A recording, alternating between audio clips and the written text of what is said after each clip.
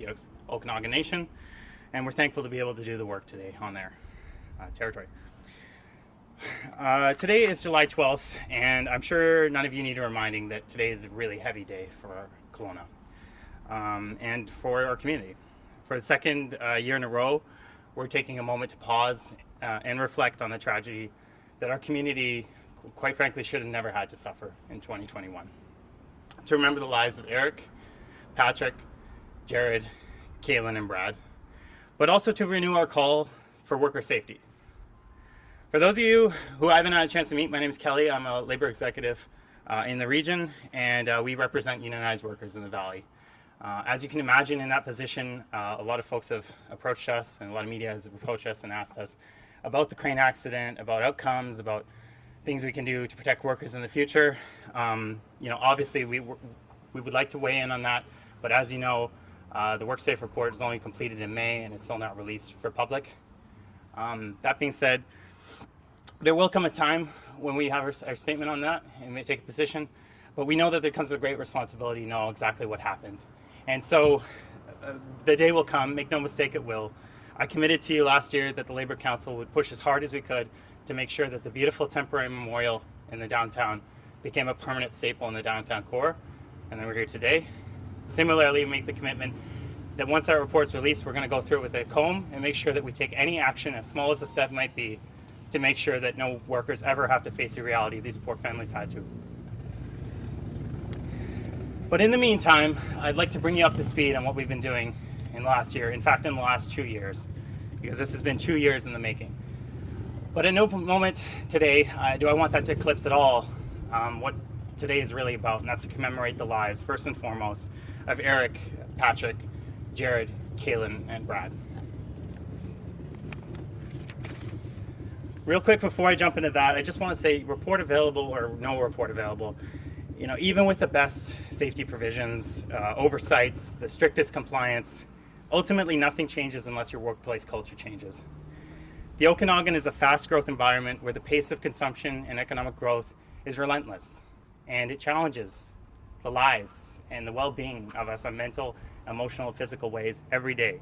And it's only getting faster. And the only thing that allows people to stand a chance in that equation is a constant reminder that there's important things, more important things than the work itself. One of those things is safety, first and foremost. So if I could tell you anything today, I'd like to offer you that we should never forget that. And it all stems from workplace culture, which each and every one of us today contributes to in one way or another. As many of you know, we've invited you here to showcase something we've been working on since the very first weekend of 2021. Back then, we were doing our best just to organize a spot for some candles, some chairs, some wreaths, similar to what you see today, and just have a moment to reflect and digest what had happened. But it was others that stepped up, similar as today, that made it as beautiful and remarkable as it is. The generosity of many Kelowna businesses, members, families, and so on was on full display, and everyday citizens approaching myself and Labour Council offering gestures. What can we do? Support, moral, financial, you name it. And at that time, we know that it's not, some of the donation offers wouldn't be responsible to accept them. Not with a plan to spend it wisely, not with an engagement from the families. At the time, I didn't even know most of the families on a personal basis. So it was very premature. In turning away folks, though, it wasn't in sadness.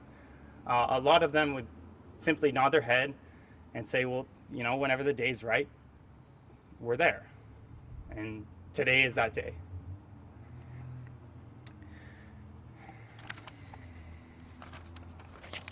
It marks the end of a 2-year journey trying to find a meaningful way to offer something to the families in our community. Families that would otherwise be strangers, but were brought together in unimaginable circumstance. This happens in life, and it's fortunately unavoidable. What usually doesn't happen is that collection of people brought together find a way to rise above the tragedy. My intention back in 2021, and you can ask Ian yourself, was to simply run a candlelight vigil, a nice gesture in a time of chaos, quite frankly, and kind of fade to the background. But what I was matched with in the community and seeing the potential for rising above pain in that way told me there was more to come. And there's more healing we could do to actually try to turn this page. And I could not be a part of it. to continue to build beauty out of despair, out of tragedy. And so I continue to offer our time. So does the Labor Council.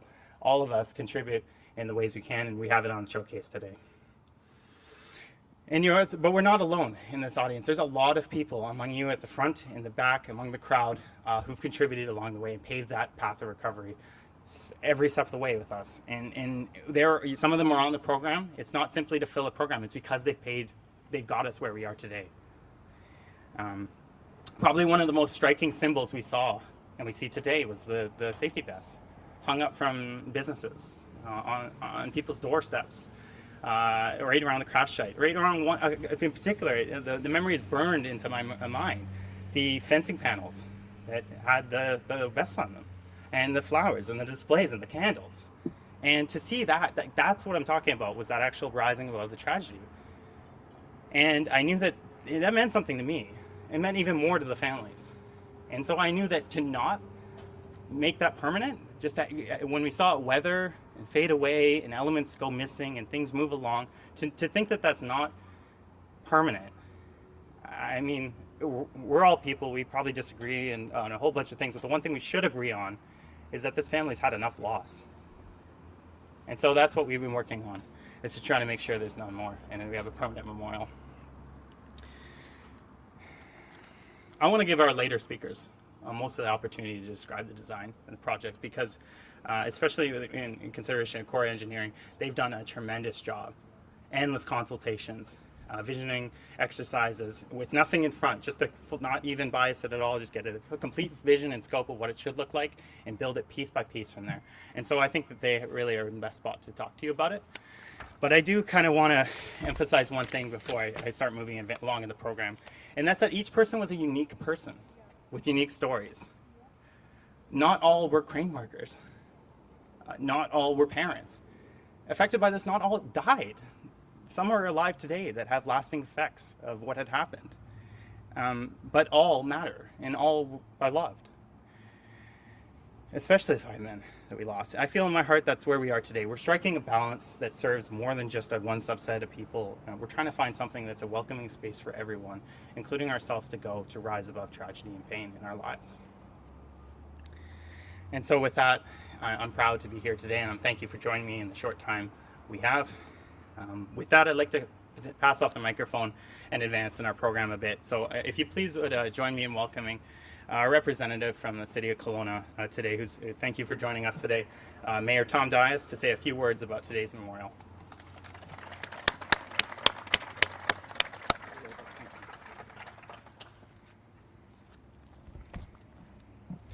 Thank you, Kelly.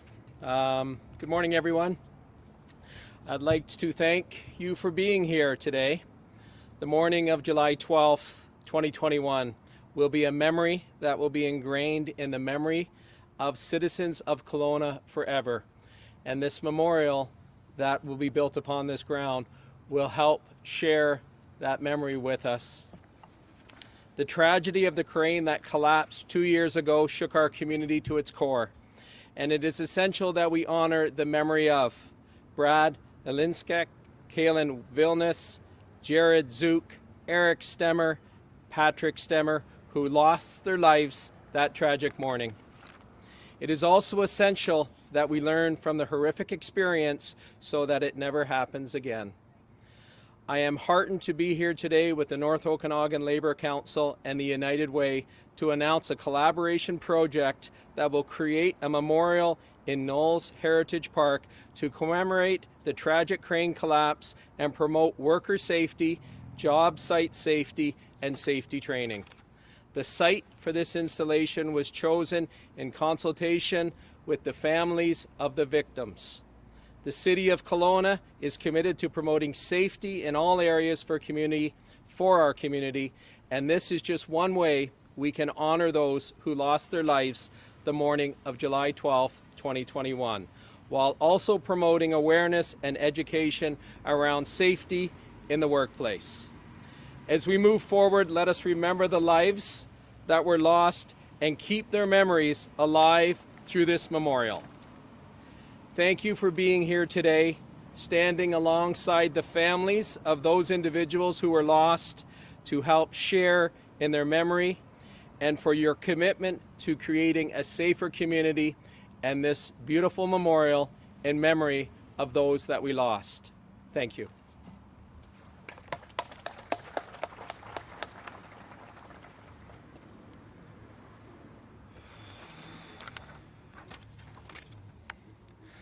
Thank you, Mayor Tom Dias. I think I really need to highlight something before moving on it, because I think the mayor is being a little bit modest. Himself and his staff, city manager and below, have done tremendous work in pushing this forward. There was an expansive search about where the most proper location would be. I think, as you know, everyone's got an idea of real estate these days. Downtown premier park space doesn't just happen very often, right? It's unprecedented what happened, and this is an unprecedented release of land to build a beautiful project that means so much to so many people. And it's not about profit, it's not about anything, it's about healing our community, which is tremendous. And I just really have to highlight even some of our civil servants in the city. They too modest to let me say their names, but they're amongst you in the crowd. And the amount of emails, phone calls, weekends, outside of business hours, getting things lined up, making sure that the gas stays in the project and things happen.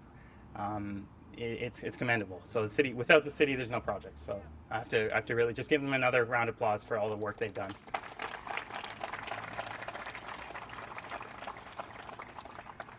Our next speakers, I can say I'm definitely most excited to introduce the community to, and the work that they've done, because they've lifted multiple times their own weight in designing this project. Some of their graphics are on display on the easels up front. I invite you to check them out throughout the day. It's what started as only a concept, would only be a concept today if it wasn't for their collaboration. Right from the days where we were doing RFPs or just asking people to come help us, they went above and beyond to make sure that what was done properly. And I'm so glad that we picked them to do the work. And so with that, I'd like to maybe invite the three of them up to the stage to say a few words introducing their concept and their design, and talk more about what the vision for this park is that we can all enjoy together. And their names are Tanya Reed, Jay Plagan-Cool, and Fiona Barton from Accor Engineering.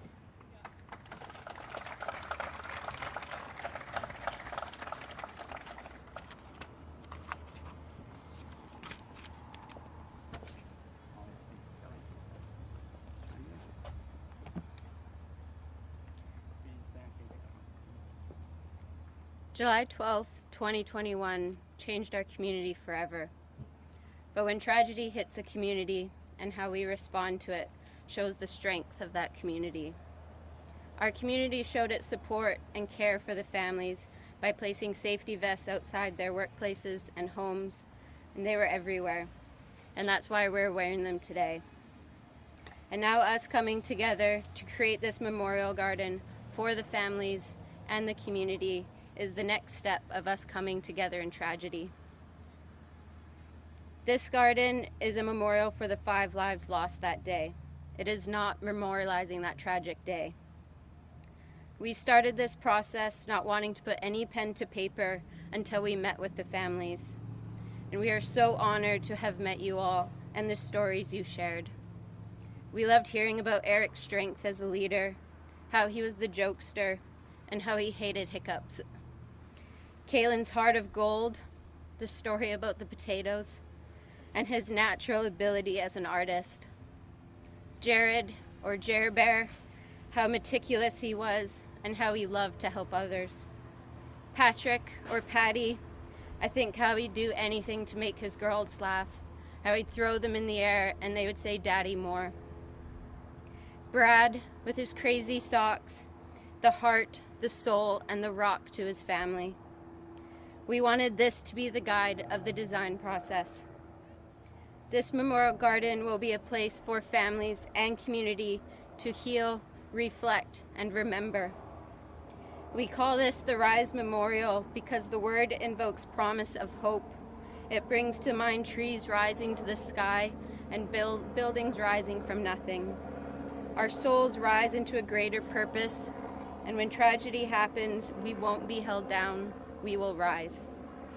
There are 4 gardens, 1 for each family, with 5 trees, 1 for each life lost. Each garden rises up and spirals towards the center. The spiral represents the sacred connection to each other. It's in our DNA and vastness of the universe.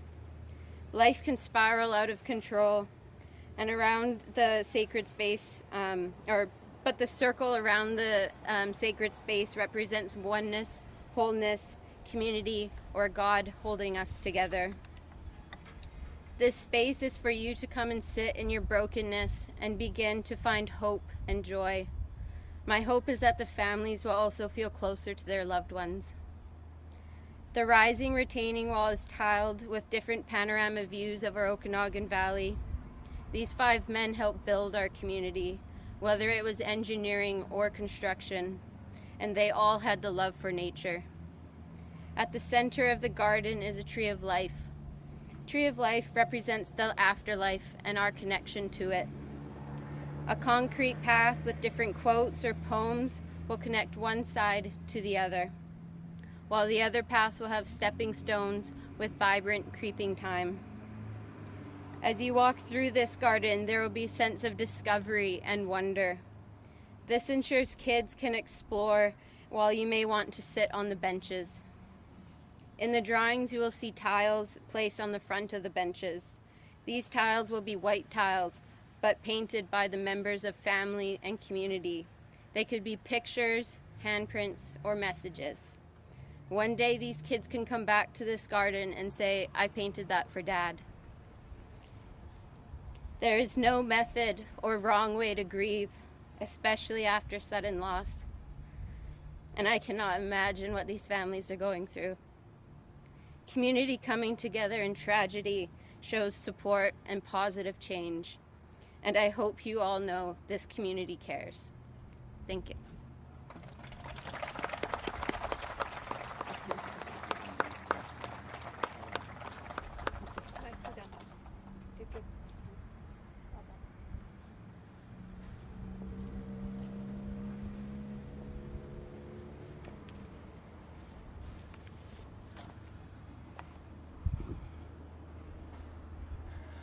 Like I said, I invite you to check out the graphics on the as you leave. It's truly remarkable. I remember the first day I saw it. Again, another memory just burned in my mind. Can I get another round of applause for our designers that contributed this?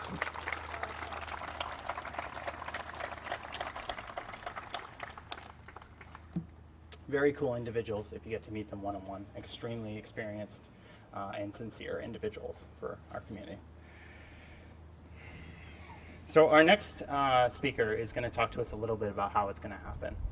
I mean, obviously this is a capital project, and it's going to require funds to do and contributions. When we know from past experiences and around the world, when tragedy strikes, we need to make sure that if there's money involved, that it's responsibly managed. That every dollar is accounted for, comes in, and it goes out to where it's meant to go fast. There are countless examples of the opposite happening.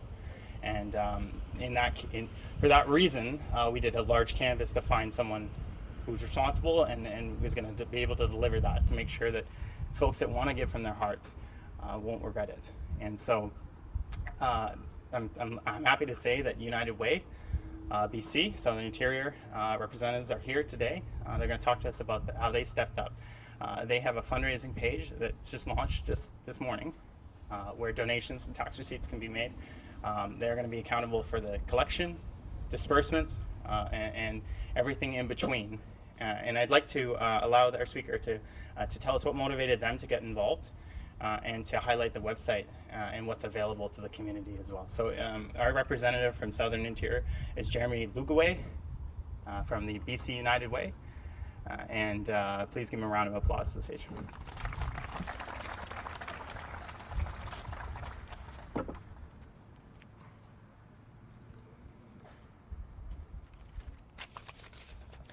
Thanks so much, Kelly. Really appreciate being part of this. Thank you to the Labour Council and the city for including us. First, I just really wanted to talk about community, and that's why we got involved. It's what United Way does. We're so proud to be a part of this. And 2 years ago, of course, we lost 5 key members of our community. And while Kelowna is a growing city, it's also a small town atmosphere. I always say that we're 2 degrees separated from each other. And in fact, my wife knew one of the deceased and his wife. And our office, United Way's office, is on St. Paul, so we were constantly reminded of what happened. And so again, it brings us all together. We are connected as a community. But in the face of tragedy comes hope and resilience. We come together as a community, and it's what we do best, all of us. There's no erasing the tragedy, but we look forward to what's possible. And as a community, when we don't have each other's backs, we don't have much. We're honored to stand alongside all of you, you who have chosen to be a conduit of good and compassion and strength. The park will be beautified, as will the memories of the 5 men who lost their lives 2 years ago. Let's all continue to be positive agents of change, moving forward with positive memories. So yeah, just to talk a little bit about the page, on your program there is a QR code. If you go to that QR code, it will bring you to the United Way site. It is live. On that site, you'll see a number of sections. You'll see pictures of the 5 young men. I think there might be bios if there wanted to be. There'll be a description and landscape plan of the memorial site. There'll be a memorial section to the deceased. There'll be a detailed memorial design, an explanation of how the community responded to this tragedy, which is really important, a video tribute from 1 year ago, frequently asked questions, but most importantly, a call to action for you, for your families, your friends, and the broader community to donate. There's a button there. Those funds go through us directly to those who need it for this memorial project. So we're really excited to be a part of it. It's something that is needed in this community. We need to rally around each other when these types of things happen. And I think if you just look to your left or to your right or behind you, you see that that is the case. So thanks so much, and thank you for allowing us to be a part of this.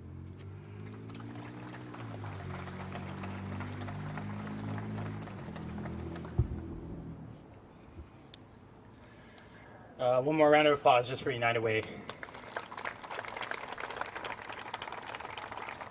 Again, an invaluable partner in this project. If any one of these pieces weren't there, then we would not be meeting today under these circumstances. So it's great to have their support. Obviously, when you check out the diagrams and the scale of what we're talking about, you can imagine that the scalable cost of this is likely to be in the hundreds of thousands. It could be 2, could be 3. We're not really sure, to be honest, because there's a very big potential that construction might be done at a discounted rate or pro bono. The offers that we got were incredible, and so that's kind of a higher scale of what we're trying to accumulate, just so folks know what the goal is. So I just want you to know, if you go on the United Way website and you see that, I don't want you to panic or think that we won't get there. We'll get there. Yeah. But I just want you to kind of know what that's about. And so yeah, that's the goal. And quite frankly, when we as long as we raise enough of it, we'll start pulling out the stones and start changing this pavilion for the better as soon as that's done. That could be a timeline of this fall, it could be the spring, but it will be done, and it'll be done fast. So I'm really excited about that, and it's only going to be done fast because we have a tremendous team from engineering, Cora, and United Way collecting the money, and a city of Kelowna that made the land possible. So another round of applause for all 3 of those.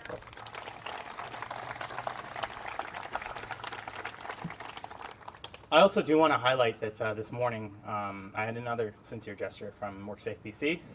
They are aware that the fundraiser was launched this morning, and they wanted to be one of our first donees for this campaign, and they pledged to put $10,000 this morning towards the project.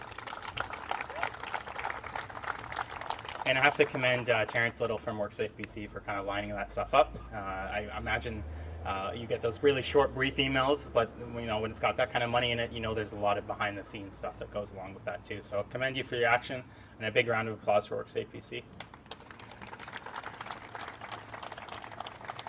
And also, I should highlight that to actually engage a design work, Labor Council we have a responsibility to our members to spend their money appropriately as well too. So we were helped out a lot by other unions and other help. So for instance, the Roofing Association of BC.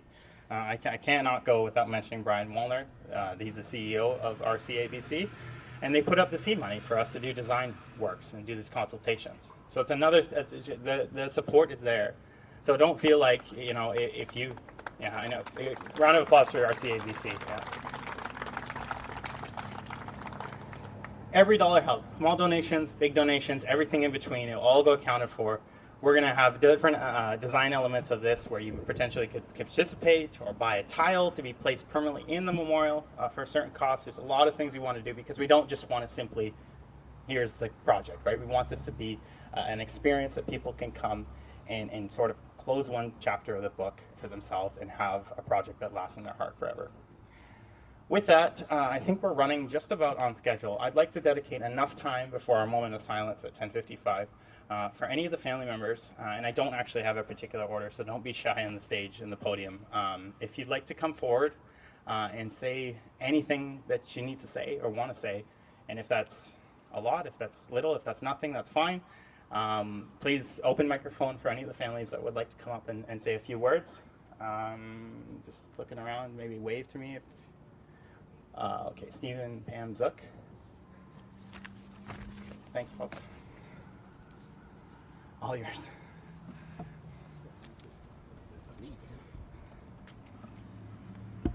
Thank you. So I know that we've all been a part of a 2-year journey, and it's been a journey. It is a journey that lasts a lifetime when you lose someone you love. But we have to say we are so grateful for the people that have been part of our community in helping us walk through the journey, because we are reminded that we're not alone. And we're so grateful for the support that we've received through this community and through our friends, our families, and also for the different connections that have been created. It's like we've heard several times, through tragedy, there's always good that comes out of it. We always look for the good, but the relationships that we have been able to be blessed with have been incredible. And we are so grateful for each and every person that has been a part of our journey. And we just want to say thank you to each one of you for being here and honoring and remembering our young men. We are so grateful. Thank you.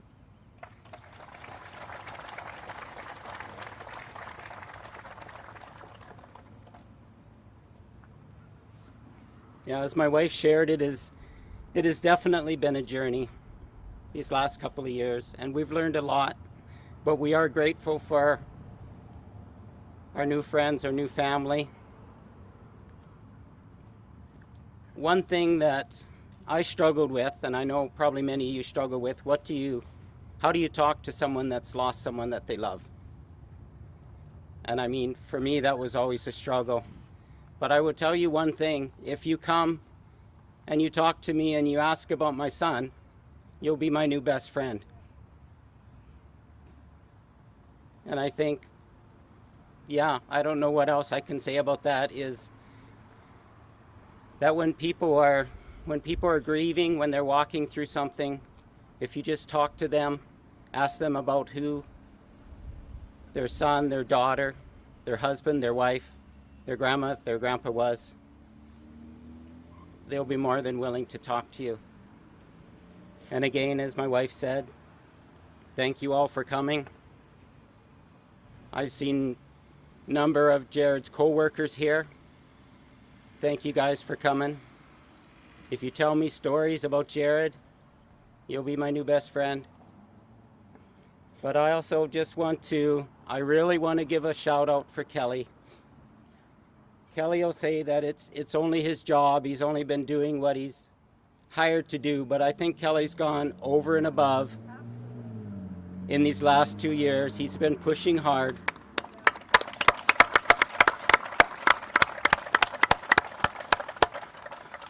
So thank you, Kelly.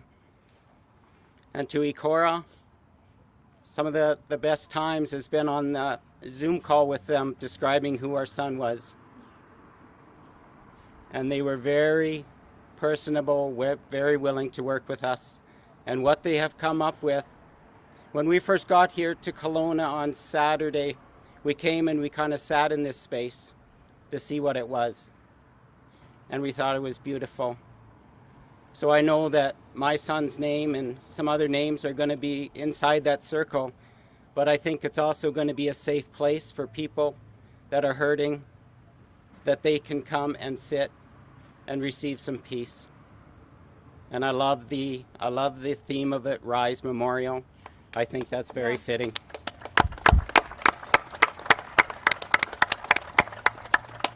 So again, City of Kelowna, thank you all very much.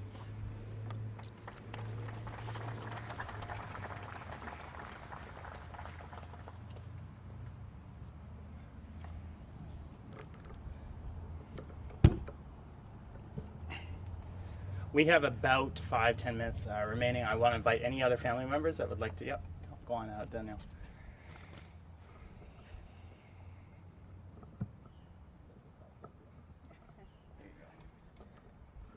Hello, everybody. I'm just going to take it off here, if that's okay. Hi, I'm Danielle. I am Kaylin Vilness's mom. This never gets easier.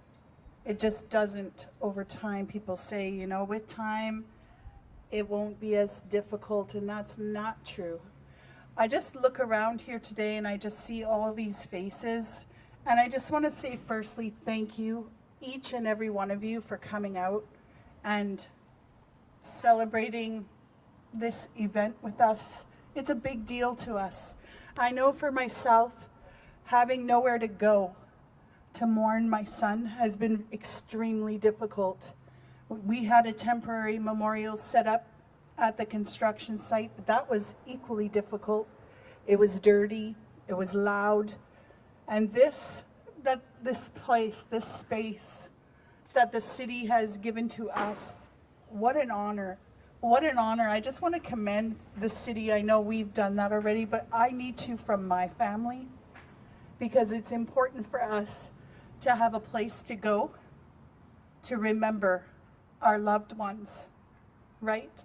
And so when it was a winter time, and they first recommended this site, I came down here. It was all this cobblestone was covered in snow. And I came down here and I just felt that the name of this place is Bethel. I know we're calling it the Rise, but the name of the place is Bethel, and that means a holy place. And I just felt really strongly that as people come here to visit this site, that they're going to receive peace, they're going to receive a tender touch from the Lord. And so I wanted to share that. Also, Tanya mentioned the potato story, and I thought maybe you guys would want to hear the potato story. So my son, Kalen, he had the hugest heart. He had just a heart of gold, literally. I always told him he was every woman's dream man. And he had a heart of gold. He just always was looking out for the underdog, always looking out for the cast out, the one who was struggling. And it was Christmas time, and he was out doing some shopping, and he came by my house and he had tears in his eyes. He said, "Mom, I have to tell you what happened today." And I said, "Okay." And he said, "I went to go into the grocery store, and there was a woman sitting outside of the store with a sign asking for a bag of potatoes." And it stopped him in his tracks. He thought, potatoes? Why would this woman be asking for a bag of potatoes? So he decided to go ask her. And he asked the woman, "Why do you want potatoes?" And she said, "I have 3 kids at home, and the best thing I can do is spend little amount of money on potatoes because they last longer." And you know, my son with the big heart, he said to the woman, "I'm not going to buy you a bag of potatoes. Come inside." And he bought her groceries. And he came to my house after, and he was crying. And he said, "Mom, I can't believe that people are at Christmas time like that with children with nothing to feed them in this day and age." And I said, "Yes, Kaylin, that's the way it is sometimes." And so I just wanted to share that story to maybe inspire each of you here to pay it forward. To pay it forward on Kaylin's behalf. When you see someone struggling, pay it forward on Kaylin's behalf. I also want to just give a thank you, a shout out to Keith from the city of course, but Keith has been working with us for close to a year. Keith, you've done an awesome job. You've listened to us, you've heard us, and thank you from the bottom of my heart. Ikora, you guys are amazing. Like, you have no idea. I know I've told you, but I just want to say, when you're grieving to the depth that I am as a mom, losing her child, this company has been so compassionate. They've been so loving and caring and considerate in the development of this project, and I needed that. I needed to be heard, and they heard me. And so I want to mention that publicly. Like, thank you guys. What an awesome company. What an awesome company. And then I also want to make mention of the North Okanagan Labor Council. You know, from day one, Kelly was mentioning the candlelight vigil. Can you come over here? Like, he's such a stand in the wings guy. But you know what? All of this is because of the North Okanagan Labor Council and Kelly and his heart, right? And so give him a woot woot. Yeah. He didn't have to do all that for us, but he has. And I just want to acknowledge you publicly for that, Kelly. And I know you don't like that, but too bad. So I just, again, thank you all for coming. I don't want to hold up the mic in case there's anyone else who wants to speak today. All of those concrete company, wave your hand. Yeah, look at that. All those guys, they're concrete company here in Kelowna. And I just want to talk to you guys real quick because I can't take this microphone without advocating for my son and safe work. Amen. So I just wanted to say my son was bullied on the work site, on multiple work sites, for stepping out and refusing unsafe work, for stepping out and calling others out on unsafe work. He was bullied, he was demoted. He used to come to me crying. And I'm not pointing a finger at any one company, so don't ask me which company it is because that's irrelevant. What it is it's a culture in the workplace where the money, the timeline becomes more important than tying off, untying, tying off, untying, tying off, untying, safety glasses, hard hat, work boots, all those little things. So if you're in a position of foreman or supervisor, please remember that.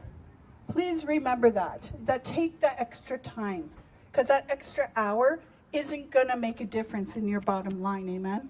So it's about safe work first. Thank you. Thanks, Danielle. Wow, thank you, Danielle. I love how you highlight so many other folks that I'm remiss to even mention, like, and just come to my mind, like Cyber and ProTech and all these companies. I have to tell you honestly, I say this as a union activist. Like, I thought I knew solidarity. Try the construction industry.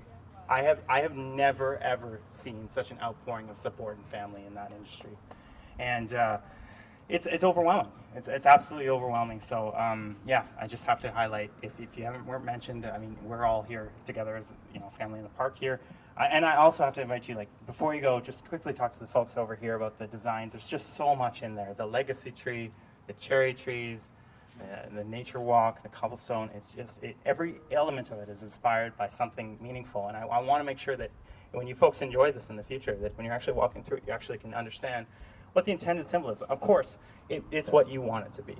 But the project is really remarkable. So just checking out my time here. We're about 5 minutes out from a moment of silence. We always do it at 10:55. That's the time, unfortunately, of the accident. I want to invite any last minute seekers, family or otherwise connected, that, you know, might want to say a few words. I'm just looking around. I don't see anything. In that case, we'll probably invite maybe a run of our, oh, sorry. Yes, please, absolutely.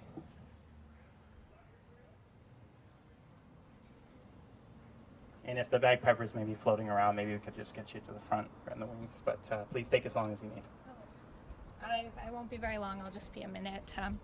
I'm Eric's sister-in-law, and I just wanted to say that I knew Eric very well and Patrick growing up, basically, but I remember Eric coming home and telling stories about Jared and Kaylin, and he just had so much love, and there's so much love between those men on that site. And I remember him always joking he was going to adopt Kaylin, but and I just wanted to say, like, getting to know the families of those men and has been, it's horrible what brought us together, but you guys are all really wonderful people, and the companies, Cyber, Concrete, everyone who's come together in the city to help remember them.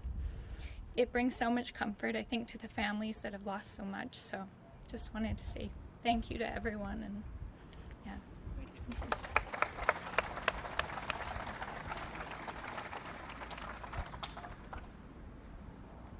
So come on up, Glenn McLeod from the Kelowna Pipe Band Society. Is as always, same as last year, they're very generous gesture. They're probably going to bring us in to a moment of silence. There might be a few minutes in between, but let's all just take a moment together to hold the moment and think about our loved ones, departed and otherwise.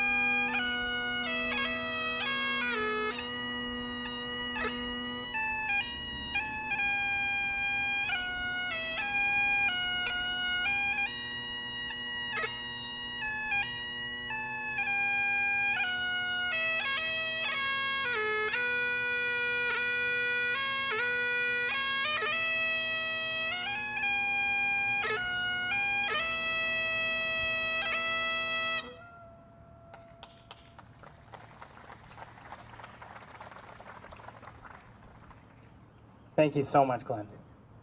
We're about 2 minutes out from a moment of silence, so I invite you to enjoy the space, mingle about yourself, check out the designs, but please be conscious that in about 2 minutes at 10:55, let's keep it as silent as physically possible. This is a special moment in this park from this day on. At 10:55 will be silence, and so please take a few minutes, just relax, and I'll just, right before 10:55, I'll strike the moment. You might hear some of the horns in the region blast 5 times. Please just hold the moment until that happens. Thank you.